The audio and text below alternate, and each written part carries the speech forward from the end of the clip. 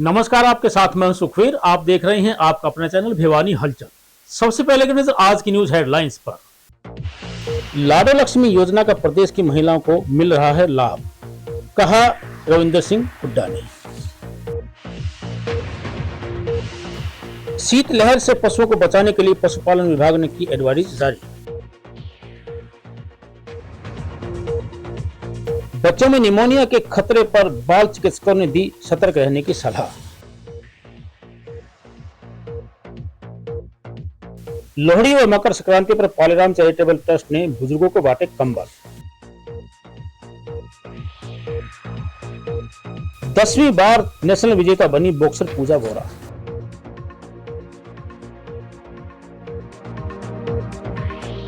शिक्षा बोर्ड प्रशासन की दमनकारी नीतियों के खिलाफ कर्मचारियों का आंदोलन, भूख हड़ताल की दी चेतावनी। अब खबर विस्तार से। भिवानी के समाज कल्याण अधिकारी रविंदर सिंह हुड्डा ने कहा है कि लाडो लक्ष्मी योजना का लाभ प्रदेश की महिलाओं को मिल रहा है। इस योजना का मुख्य उद्देश्य समाज के कमजोर, गरीब और जरूरतमंद को आर्थिक सहायता देकर सशक्त बनाना है, ताकि जरूरतमंद परिवार वित्तीय संकट का सामना न कर सके। समाज कल्याण अधिकारी रविंद्र सिंह हुड्डा ने कहा है कि लाडो लक्ष्मी योजना को प्रदेश भर में लाभ मिल रहा है। अब तक पूरे हरियाणा राज्य में करीब 650 से अधिक पात्र लाभार्थियों को इसका लाभ मिल चुका है। उन्होंने बताया कि सरकार की प्राथमिकता है कि योजना के लाभ से कोई भी पात्र व्यक्ति वंचित न रहे। इसके लिए संबंधित विभागों को स्पष्ट निर्देश दिए गए हैं कि आवेदन प्रक्रिया को पारदर्शी और सरल बनाया जाए। उन्होंने कहा कि सरकार लगातार योजना की प्रगति की समीक्षा कर रही है और जमीनी स्तर पर अधिकारियों से फीडबैक लिया जा रहा है। नमस्कार, मैं रविंदर सिंह, जिला समाज कल्याण अधिकारी। दीनदयाल लाडो लक्ष्मी योजना के बारे में मैं आपको बताना चाहूँगा कि सरकार ने अभी पीछे 2025 में ये योजना शुरू की थी और इसके अभी तक हमारे पूरे स्टेट के लगभग 6.5 लाख के आसपास लाभार्थियों को इसका योजना का जो है लाभ दिया जाना स्टार्ट हो चुका है। और इसमें से जो जिला भिवानी के हैं वो 4,700 के आसपास जो हमारे लाभार्थी हैं उनको बेनिफिट इसका दिया जा रहा है। कई साल से ऊपर की जो महिलाएं हैं हरियाणा की, उनको ये लाभ दिया जा रहा है। इसमें कोई किसी प्रकार के अन्य सामाजिक योजना का जो हमारी माता बहन जो लाभ नहीं ले रही, उनको इस लाडो लक्ष्मी योजना का बेनिफिट दिया जाता है।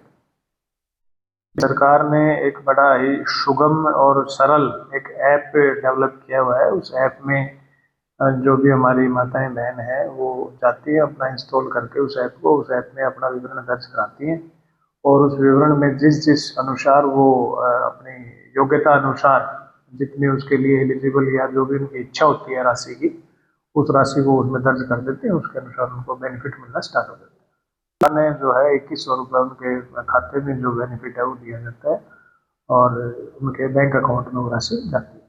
पे सरकार ने जो डेवलप की है, हमारे विभाग ने जो डेवलप की है, वो ऐप बहुत ही सुगम और सरल है। उस ऐप के माध्यम से एक फोन से कम 5 महिलाएं या जो हमारी माताएं बहनें हैं वो एक बार में अपना एनरोलमेंट कर सकती हैं। शीतलहर में दुधारू पशुओं को उनके बच्चों को ठंड से बचाने के लिए पशुपालन विभाग ने एडवाइजरी जारी की है। विभाग के उप निदेशक डॉक्टर रविंद्र सहरावत व उपमंडल अधिकारी डॉक्टर राजेश जाखड़ ने कहा कि ठंड का पशुओं के स्वास्थ्य पर विपरीत प्रभाव पड़ रहा है। उन्होंने पशुपालकों को जोहड़ का पानी नहीं पिलाने और रात को पशुओं को बाहर नहीं बांधने की सलाह दी है। वहीं उन्होंने पशुओं को गर्म कपड़ों से ढककर रखने और रात के समय उनके नीचे सूखा तोड़ा डालने की भी सलाह दी। पशुपालन विभाग के उप निदेशक डॉक्टर रविंद्र सहरावत व उपमंडल अधिकारी डॉक्टर रमेश जाखड़ ने पशुपालन विभाग के सभी पशु चिकित्सकों को आदेश दिए हैं कि वे पशुपालकों को पशुओं के उपचार व ठंड से बचाने के तरीके बताएं। पशु चिकित्सक डॉक्टर विजय सनसनवाल ने बताया कि ठंड की वजह से दुधारू पशुओं में प्रतिकूल असर पड़ रहा है। 2 से 3 लीटर तक दूध कम हो गया है। पशु अस्पतालों में बुखार, निमोनिया से ग्रस्त पशुओं की संख्या बढ़ रही है। छोटे कटड़े व कटड़ियों में निमोनिया की संख्या ज्यादा बढ़ी है और अगर कोई पशु बीमार दिखाई दे तो तुरंत पशु चिकित्सक उसे उपचार करें और उसे आवश्यक सावधानियां भी बरतने के लिए कहें। ठंड बढ़ती जा रही है, इसका पशुओं के ऊपर बहुत प्रतिकूल असर पड़ रहा है। बहुत से पशु तो ठंड की वजह से निमोनिया और बुखार से ग्रस्त हैं, उनका तुरंत उपचार करवाना चाहिए। और इसमें दिक्कत ये है कि ज्यादातर एक तो पशुओं को बाहर रखते हैं और ठंडा पानी जोड़ में पिलाते हैं। इनसे हमें बचना होगा, क्योंकि पशुओं में जैसे ठंड बढ़ी तो उससे पशु का तापमान भी डाउन हुआ है और पशु के बुखार होने की वजह से चरना बंद कर दिया और दूध भी कम हो जाता है। और अब अगर देखा जाए तो नॉर्मल जो पशु 10 किलो दूध देता था वो 6-7 किलो दूध पर आया हुआ है। इससे बचाव के खास तरीके ये हैं कि जैसे रात को पशु को ढककर या पल्ली या तिरपाल वगैरह रखें और जो बांधने की जगह है वो भी खुले में ना हो, उसको भी अंदर पल्ली वगैरह लगाकर और ढाँप कर रखे पशु को। पशु का अगर तापमान सही रहेगा तो पशु का दूध भी कम घटेगा। और दूसरा उसका चारे का ध्यान रखें, चारे में सूखा तोड़ा उसे ज्यादा मात्रा में दें, हरा चारा कम मात्रा में मिलाएं। दूसरा उसकी जो चाट होती है वो भी थोड़ी बहुत हम बढ़ा सकते हैं क्योंकि चाट से भी एनर्जी मिलती है। और पशु को हर रोज गुड़ जरूर खिलाएं, गुड़ खिलाएंगे तो पशु को एनर्जी मिलेगी। वो क्या नाम आपका? मेरा नाम विशाल है। सर क्या कहेंगे जो लगातार ठंड बढ़ रही है, कितना प्रभाव पड़ रहा है पशुओं पशुओं पर बहुत ज्यादा प्रभाव पड़ा है। जो 10 किलो दूध दिया करते वो 6-7 किलो दूध पे आए हुए हैं। और इस ठंड से पशुओं को बचाएं। और ये डॉक्टर साहब आए, उन्होंने ये बताया कि इनको गुड़ गाड़ी खिलाएं और जिनकी नाक से पानी बहता है उसके बारे में वो देखें, तो इनको ठंड से बचाएं, अपने पल्ली पल्ली ढक के रखें। मेरा नाम सोनू है। ठंड का बहुत असर पड़ रहा है और भैंसों पर भी बुरा ठंड का वो है। और 10 किलो दूध देती थी भैंस, 7-8 किलो दूध देने लगी घट की। ठंड का आपके पशुओं ने बहुत तरपाल तुरपुल तान की और अपने भैंसों की देखभाल करी। अंचल मल्टी स्पेशलिटी हॉस्पिटल के बाल विशेषज्ञ डॉक्टर सौम्या श्रीवास्तव ने ठंड के मौसम में बच्चों की सेहत का ध्यान रखने के लिए विशेष सुझाव दिए हैं। उन्होंने बच्चों को गर्म कपड़े पहनाने, स्वच्छता रखने और समयबद्ध तरीके से टीकाकरण करवाने का सुझाव दिया। वहीं डॉक्टर राज मेहता ने बताया कि 5 साल से छोटे बच्चों को खांसी व निमोनिया की शिकायत ठंड में बढ़ जाती है, इसलिए उन्हें ठंड से बचाने के लिए गर्म कपड़े पहनाकर व सिर व कान को ढक कर रखें तथा दूध, दाल और हरी सब्जियां और मौसमी ताजा फलों का सेवन करवाएं और समय समय पर उनके स्वास्थ्य की भी जांच चिकित्सक से करवाएं। बाल रोग विशेषज्ञ डॉक्टर राज मेहता और नवजात एवं बाल रोग विशेषज्ञ डॉक्टर सौम्या श्रीवास्तव ने सर्दियों में बच्चों को घेरने वाली बीमारियों के बारे में बताया कि ठंड के मौसम में बच्चों को रोग प्रतिरोधक क्षमता प्रभावित होती है, जिससे वे बीमारियों की चपेट में जल्दी आ जाते हैं। सर्दी, जुकाम और फ्लू आदि की बीमारियां तेजी से बढ़ जाती हैं। इस अवसर पर राज मेहता ने अभिभावकों को कहा कि वे बच्चों को एक भारी कपड़े की बजाय कई परतों वाले गर्म कपड़े पहनाएं, सिर, कान और पैर पूरी तरह से ढक कर रखें, लेकिन नाक और मुंह को खुला रखें। उन्होंने बच्चों को ताज़ा, गर्म और पौष्टिक भोजन देने की सलाह दी। उनके आहार में दूध, दाल, हरी सब्जियां और मौसमी फल खिलाने के लिए कहा। गुनगुना पानी, सूप और दूध देते रहें ताकि शरीर में पानी की कमी ना हो। नमस्कार। जैसा कि आप सब जानते हैं कि पिछले 1 हफ्ते से ठंड का जो प्रकोप है काफी बढ़ गया है। ऐसे में हम देख रहे हैं कि जो ओपीडी आ रही है इस वक्त, उसमें ज्यादातर बच्चे जो है किसी न किसी रूप से ठंड से ही प्रभावित है। आमतौर पे जो छोटे बच्चे होते हैं, 1 साल से छोटे बच्चे, उनके लिए पहली ठंड है। और इस टाइम पे बहुत ज्यादा बच्चे जो आ रहे हैं उनके अंदर छाती जाम होना या निमोनिया बोल देते हैं जिसको आम भाषा में लोग, वो बहुत ज्यादा बढ़ गया है। जो भी बच्चे आ रहे हैं दिखाने, उनको 1-2 दिन के जुकाम के बाद सीधा छाती पे अटैक होता है और उसमें छाती जाम होने लगती है, सांस लेने में तकलीफ होती है। कई बार खांस के उनका खाया पिया भी बाहर आ जाता है, दूध बाहर आ जाता है। ऐसे लक्षणों के साथ बच्चे काफी ज्यादा आ रहे हैं। दूसरा इसके अंदर जो आ रहे हैं वो है गला खराब, टॉन्सिल, जुकाम से रिलेटेड, जिसमें तेज बुखार सीधा 103-104 बुखार जा रहा है बच्चों को। और उसके बाद बच्चे जो है ठंड से कांपने लगते हैं और गले में दर्द बताते हैं कई बार, या खांसी बहुत ज्यादा होके और खाने में तकलीफ मानते हैं। ऐसे केसेस भी बढ़ गए हैं। तो ध्यान रखना होगा, खासतौर पे जो छोटे बच्चे हैं 1 साल से छोटे अप टू 5 इयर्स के जो बच्चे होते हैं, उनमें हमें ज्यादा ध्यान रखना है इस चीज को लेके। और यदि आप में पहले से एलर्जी के लक्षण हैं, जैसे कि छींकें आती हैं बहुत ज्यादा, धूल मिट्टी से एलर्जी है, या कुछ भी खाने के बाद एकदम से सांस हो जाते हैं, तो इस तरह के केसेस में तो ये सीजन और भी ज्यादा खतरनाक रूप ले सकता है। तो आप लोगों से सबसे विनती है कि अपने छोटे बच्चों का ध्यान रखें, उन्हें ठंड से बचा के रखें। खासतौर पे यदि घर में किसी बड़े बच्चे को या माता पिता या दादा दादी किसी को अगर जुकाम खांसी है, तो वो लोग या तो बच्चे से दूर रहे, नहीं तो एटलीस्ट मास्क लगा ले, जिससे कि उसमें वायरस फैलने का खतरा कम हो जाए। ज्यादातर केसेस जो होते हैं वो वायरस की वजह से हैं, तो एंटीबायोटिक का जो प्रयोग है वो बिना डॉक्टर की सलाह के ना करें। जी, मेरा नाम डॉक्टर सौम्या श्रीवास्तव है। मैं पीडियाट्रिक्स और न्यूनेटल स्पेशलिस्ट हूँ। मैं छोटे बच्चों के स्पेशलाइजेशन कर रखा है मैंने, और मैं भिवानी से ही हूँ, तो मैं जानती हूँ कि भिवानी एक रेतीला इलाका है और यहाँ पे आजकल पाला पड़ रहा है, जैसे सूखी ठंड पड़ रही है और टेम्परेचर रात के और सुबह अर्ली मॉर्निंग में -डिग्री में भी जा रहा है। ऐसे समय पे बच्चे का कैसे ध्यान रखा जाए, ये सारे पेरेंट्स पूछते हैं और ये बहुत ही एक कॉमन सा क्वेश्चन है जो मेरे पास डेली बच्चे पेरेंट्स लेके आते हैं। तो सबसे पहले तो मैं कहती हूँ शुरू करते ही जैसे नवजात शिशु जो होता है, उसके सबसे ज़्यादा वल्नरेबल वही होता है, तो उसको कैसे करते हैं, जैसे उसको लेयरिंग करते हैं कपड़ों की, जैसे एक मोटा कपड़ा पहनाने से बेहतर होता है कि आप उसको कई कपड़े पहनाएं। स्टार्टिंग फ्रॉम उसको कॉटन कपड़ा पहनाएंगे, उसके ऊपर एक थोड़ा मोटा कपड़ा पहनाएंगे, उसके ऊपर स्वेटर पहनाएंगे। तो इस तरीके से जो 2 लेयर के कपड़ों के बीच में जो हवा ट्रैप हो जाती है, उससे अच्छा बच्चे को गर्माहट मिलती है। सबसे ज़्यादा इम्पोर्टेंट है कि उन नवजात शिशु को उसकी कैप भी होनी चाहिए और उसके सॉक्स भी होने चाहिए और एक पेयर ऑफ सॉक्स उसके हाथ में भी पहना के रखने चाहिए।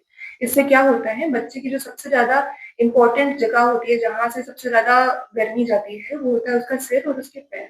तो अगर ये कवर्ड रहते हैं, ये ढके हुए रहते हैं, तो बच्चे को ठंड कम लगती है। दूसरी बात है, अब कैसे पता लगेगा कि बच्चे को कितने लेयर ऑफ कपड़े पहनाए जाए? तो जैसे अगर आपने 2 या 3 लेयर पहन रखी है, तो आपने से 1 लेयर ज़्यादा पहनाना बच्चे को ज़रूरी होता है, हमेशा। अगर आपने 2 लेयर पहन रखी, तो बच्चे को 3 पहनाइए, अगर आपने 1 लेयर पहन रखी है, तो बच्चे को 2 पहनाइए। इससे हमें पता रहता है कि बच्चे को ठंड लग रही है या नहीं। दूसरी बात है, बच्चे के हाथ-पैर वगैरह छू के रखना चाहिए कि बच्चे को कितनी ठंड लग रही है, ये हमें पता लगता है। ठंडे हैं, तो हमें पता है कि एक एक्स्ट्रा पहनाना है। लोहड़ी और मकर संक्रांति हमारे देश का समृद्धशाली और विरासत को दर्शाने वाला त्योहार है। यह कहना है पालेराम ट्रस्ट के संस्थापक सुरेंद्र सभरवाल का। हनुमानजोड़ी धाम मंदिर प्रांगण में आयोजित कार्यक्रम में उन्होंने महंत चरणदास महाराज के सानिध्य में बुजुर्गों को कंबल बांटे और लोहड़ी व मकर संक्रांति की शुभकामनाएं दी। पालेराम चैरिटेबल ट्रस्ट के संस्थापक सुरेंद्र सभरवाल ने मंदिर परिसर में उपस्थित श्रद्धालुओं और जरूरतमंदों के बीच मूंगफली, रेवड़ी और प्रसाद वितरित किया। त्योहार की मिठास बांटने के साथ साथ सामाजिक जिम्मेदारी निभाते हुए ट्रस्ट द्वारा बुजुर्गों को कंबल वितरित किए गए। इस मौके पर बाल योगी महंत चरणदास महाराज ने कहा कि पर्व और त्योहार केवल उत्सव मनाने के लिए नहीं, बल्कि समाज के प्रति अपने कर्तव्यों को समझाने के लिए होते हैं। उन्होंने कहा कि ऐसे आयोजनों से समाज में समरसता बढ़ती है और युवा पीढ़ी को अपने बुजुर्गों के सम्मान की प्रेरणा मिलती है। सुरेंद्र सभरवाल ने कहा कि लोहड़ी और मकर संक्रांति हमारे देश की समृद्ध विरासत का हिस्सा है। हमारी संस्था के जो पदाधिकारी आए हुए हैं उनके द्वारा ये कार्यक्रम रखा गया और सभी बच्चों को और महिलाओं को, गरीबों को कुछ न कुछ ये मिले, कुछ न कुछ उनको सम्मान मिले, कुछ न कुछ उनको इस त्योहार के उपलक्ष्य में मिलना भी चाहिए।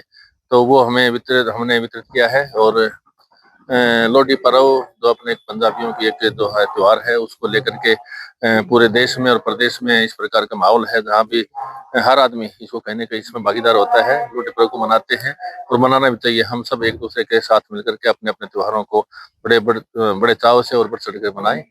कल मकर संक्रांति है, तो उसके उपलक्ष्य में भी यही काम होते हैं कि जितना भी हमसे बन पड़े उतना कहीं न कहीं गरीबों को, बच्चों को, वृद्धों को, महिलाओं को, बेटियों को जो सम्मान के उसमें है, तो उनको सम्मान मिलना चाहिए। एक सम्मान की परंपरा हमें हमेशा यही रही है। हमारे संत महापुरुषों ने भी परंपराएं दी है कि हम जितना बड़ों का सम्मान करेंगे, बड़ों को और जो सहायता की जरूरत है जिनको, उनको सहायता करेंगे, तो एक पुण्य का एक ज्यादा पुण्य मिलेगा। मैं सुरेंद्र सभरवाल। सबसे पहले तो सभी देशवासियों को, क्षेत्रवासियों को, और मकर संक्रांति जो है एक पारंपरिक त्योहार है। ये हमारे प्यार, प्रेम, सद्भावना, आपसी भाईचारे से मिलजुल कर मिलाने के और खास तौर पर हमारे बुजुर्गों से आशीर्वाद लेने के, बुजुर्गों का सम्मान करने का त्योहार है। हम भी अपनी तरफ से, संस्था की तरफ से, महाराज जी के आशीर्वाद से हमने भी एक छोटा सा प्रयास किया है, महाराज जी के आशीर्वाद से, कि कुछ हमारी तरफ से बच्चों को, वृद्धों को और महिलाओं को हम अपनी तरफ से कंबल या फिर प्रसाद वितरित जो भी हो सके। ये एक प्यार, प्रेम और सद्भावना का त्योहार है, सभी को मिलजुल कर मिलाना चाहिए। रमेश सैनी, अध्यक्ष महात्मा ज्योतिबा फुले धर्मा ट्रस्ट। मैं पिछले 55 साल मेरे याद है, 63 साल की उम्र होगी, 55 साल मेरे को आज भी याद है कि हमारे जो पुरुष होते थे, जो हमारे बुजुर्ग होते थे, हमारे जो घर में नई नवेली बहू आती थी, तो वो उनको जगाने का एक वो होता था, वे वो लेट जाते तो वो उसके लिए कम्बल, कोई घेवर, कोई मीठा, और जो होता था उस टाइम जो मौजूद होता था वो करते थे। तो आज वो जो हमारा जो पुरानी जो है ना, वो धीरे धीरे लुप्त होती जा रही है। और लोहड़ी का पर्व पूरे देशवासियों का, पूरे राष्ट्र का, पूरे हिंदू धर्म का एक लोहड़ी का ये हमारा त्योहार है। इसमें सभी धर्म के, सभी समुदाय के लोग और मिलजुल कर शाम को आग जला के उसकी पूजा करते हैं, रेवड़ी बांटते हैं, मूंगफलियां बांटते हैं और उसका चक्कर लगा के एक मतलब प्रतिज्ञा करते हैं कि हम जो हमारे अंदर जो बुराइयां हैं उसको त्यागने का संकल्प लेंगे।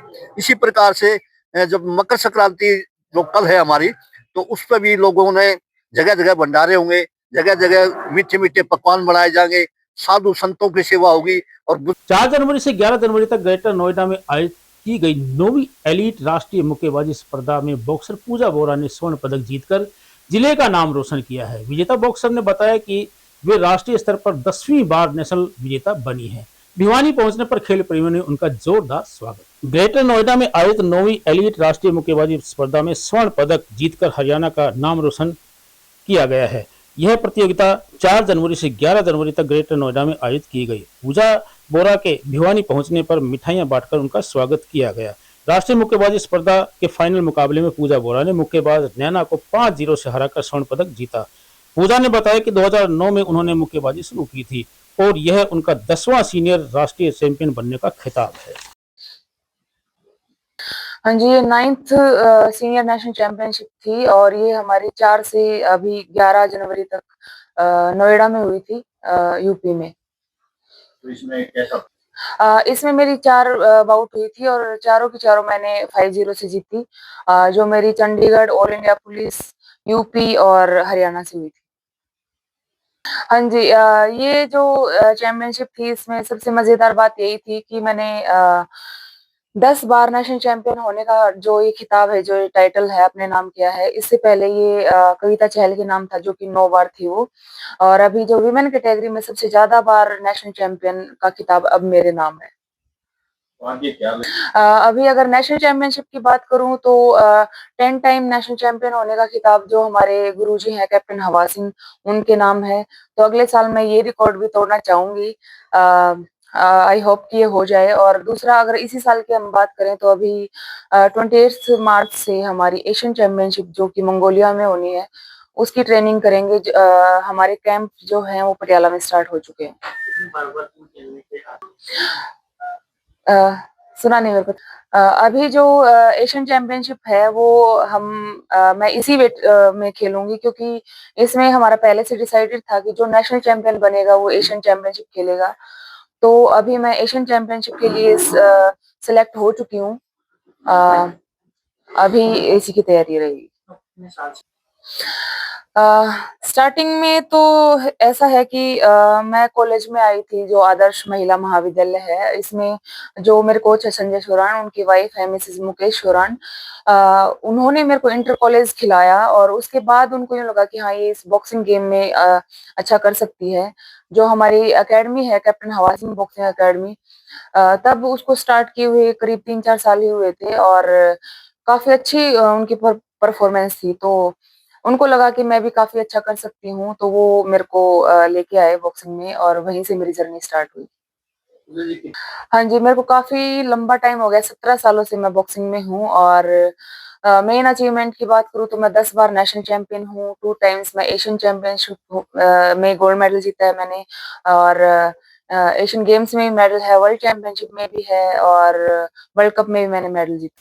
हरियाणा विद्यालय शिक्षा बोर्ड के कर्मचारियों ने बोर्ड की दमनकारी नीतियों को लेकर बोर्ड प्रशासन के खिलाफ आंदोलन का बिगुल बजा दिया है। बोर्ड कर्मचारी संगठन प्रधान सत्यवीर स्वामी और महासचिव सोमवीर पुनिया ने बताया कि बोर्ड सचिव स्थायी रूप से नहीं बैठने के कारण बोर्ड के अनेक कार्य रुक जाते हैं, जिसके चलते कर्मचारियों को और अन्य व्यक्तियों को परेशान होना पड़ता है। उन्होंने अपनी लंबित पड़ी मांगों को पूरा नहीं करने पर 16 जनवरी से भूख हड़ताल करने की चेतावनी। कर्मचारी संगठन के महासचिव सोमवीर पुनिया ने प्रशासन के उस फैसले का कड़ा विरोध किया जिसमें उत्तर पुस्तिका मुद्रण का कार्य पुरानी पद्धति के अनुसार प्रकाशक शाखा को नहीं सौंपा जा रहा है। कर्मचारियों में इस बात को लेकर भारी रोष है कि जायज मांगे मानने के बजाय प्रशासन दमनकारी नीति अपना रहा है। वहीं कर्मचारी संगठन नेताओं ने हरियाणा अध्यापक पात्रता परीक्षा 2024 को लेकर राजनीतिक नेताओं द्वारा फैलाए जा रहे दुष्प्रचार का प्रेस वार्ता करते हुए खंडन करने की मांग की। उन्होंने कहा कि बोर्ड के मुखिया होने के नाते उनकी यह नैतिक जिम्मेदारी बनती है कि बोर्ड के खिलाफ फैलाई जा रही अफवाहों का तथ्यों सहित जवाब दे। इसके अलावा यह भी मांग की कि इसकी निष्पक्ष जांच हो ताकि बोर्ड की छवि धूमिल ना हो। उन्होंने प्रशासन को चेताया कि बोर्ड कार्यप्रणाली को सुचारू रूप से चलायमान रखा जाए, अर्थात किसी प्रकार की अनावश्यक दखलंदाजी या राज्य प्रधान हरियाणा विद्यालय शिक्षा बोर्ड भिवानी, आज हमारी जो गेट मीटिंग है उसका मुख्य एजेंडा है माननीय अध्यक्ष महोदय के से हमने पहले भी 1 नवंबर से 7 नवंबर के बीच में जो हमने उत्तर पुस्तिका मुद्रण का जो कार्य ये पब्लिकेशन के माध्यम से न करवा कर गोपनीय सेल से करवा रहे थे, उसका हमने विरोध किया। अध्यक्ष महोदय के सामने हमने बात रखी कि उत्तर पुस्तिका कोई भी गोपनीय चीज नहीं है। उस पे अब ये QR कोड की बात कर रहे हैं, इंडियन पिक्चर की बात कर रहे हैं, और हम ये कह रहे हैं कि इस पे जो पुरानी उत्तर पुस्तिका है हमारी बची हुई है, इस वर्ष तो कम से कम आप उनको यूज कीजिए। लगभग मिडिल के नाम से 25 लाख के आसपास उत्तर पुस्तिकाएं मिडिल की बची हुई है और 3 लाख +2 और मैट्रिक की उत्तर पुस्तिकाएं बची हुई है। हम प्रशासन से बार बार मांग कर रहे हैं कि इस बार आप कम से कम जो शेष बची हुई उत्तर पुस्तिका उनको भी शामिल करते हुए ये जो एग्जाम है उसमें उनका सदुपयोग कीजिए। परंतु वादा खिलाफी करके अध्यक्ष महोदय ने अब वो पब्लिकेशन के माध्यम से न करवा के गोपनीय सेल से इस कार्य को सुचारू रखा हुआ है। हम मांग कर रहे हैं। स्टेट 2025 का मामला कुछ इस प्रकार से है कि स्टेट 2024 के ऊपर मीडिया और विपक्षी दलों के द्वारा बार बार उसके अंदर जो भी अनियमितताएं पाई गई उनके ऊपर आवाज उठाई जा रही है, तो उनका जवाब न देते हुए आनन फानन में स्टेट 2025 का एक बेनामी फर्म जिसका न कोई किसी टेंडर प्रक्रिया में किसी प्रकार कोई नाम है, एक्चुअल में तो उस फर्म का वास्तविक पूरा नाम तो अभी तक सारे कर्मचारियों को अभी तक पता भी नहीं है। जिस प्रकार उसको गोपनीय रखते हुए उसका एक हमारे संज्ञान में आया है कि कोई बिल भुगतान के लिए प्रस्तुत किया गया है, लेकिन वो डीलिंग की जो भी नियमों के विरुद्ध जो भी उसके ऊपर प्रेशर बनाया जा रहा था वो चीजें एक बार के लिए रोक दी गई हैं। दूसरा, मैं आप मीडिया के माध्यम से हरियाणा सरकार, शिक्षा मंत्री व मुख्यमंत्री हरियाणा सरकार को मैं बताना चाहूंगा कि जिस प्रकार विभिन्न डिपार्टमेंटों के राजकोषीय घाटे, आय और व्यय का जो ब्यौरा है बार बार जनता के सामने प्रस्तुत किया जाता है, कृपया करके शिक्षा बोर्ड का भी आय और व्यय का जो ब्यौरा है प्रतिवर्ष बेशक सचिव और चेयरमैन को इस चीज की जिम्मेवारी दें कि हम वास्तव में हमारे पास इनकम कितनी आ रही है और आप खर्चा कितना कर रहे हो। ठीक है, हरियाणा सरकार की भी जिम्मेवारी बनती है क्योंकि मीडिया, विपक्ष और आम जनता की जो आवाज है उस हिसाब से बोर्ड को बंद करने के प्रयास किए जा रहे हैं। इस चीज में सरकार का दायित्व बनता है कि वो खुले मंच के ऊपर आके बोर्ड को आगे ले जाने के लिए, बोर्ड को जीवंत रखने के लिए, बोर्ड को चलाने के लिए सरकार के पास, सरकार के एक्चुअल में उसके ऊपर की क्या मंशा है और सरकार के पास क्या रोड मैप है कि जाते स्कूल स्टेट के ऊपर जो सभी धूमिल हो रही है। और अंत में चलते चलते फिर से एक नजर आज की न्यूज हेडलाइंस। लाडो लक्ष्मी योजना का प्रदेश की महिलाओं को मिल रहा है लाभ, कहा रविंदर सिंह हुड्डा ने। शीतलहर से पशुओं को बचाने के लिए पशुपालन विभाग ने की एडवाइजरी जारी। बच्चों में निमोनिया के खतरे पर बाल चिकित्सकों ने दी सतर्क रहने की सलाह। लोहड़ी और मकर संक्रांति पर पालेराम चैरिटेबल ट्रस्ट ने बुजुर्गों को बांटे कंबल। 10वीं बार नेशनल विजेता बनी बॉक्सर पूजा बोरा।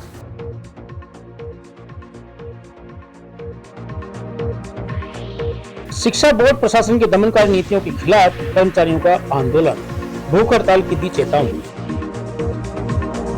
अब मुझे दीजिए इजाजत, देखते रहिए आपका अपना चैनल भिवानी हलचल।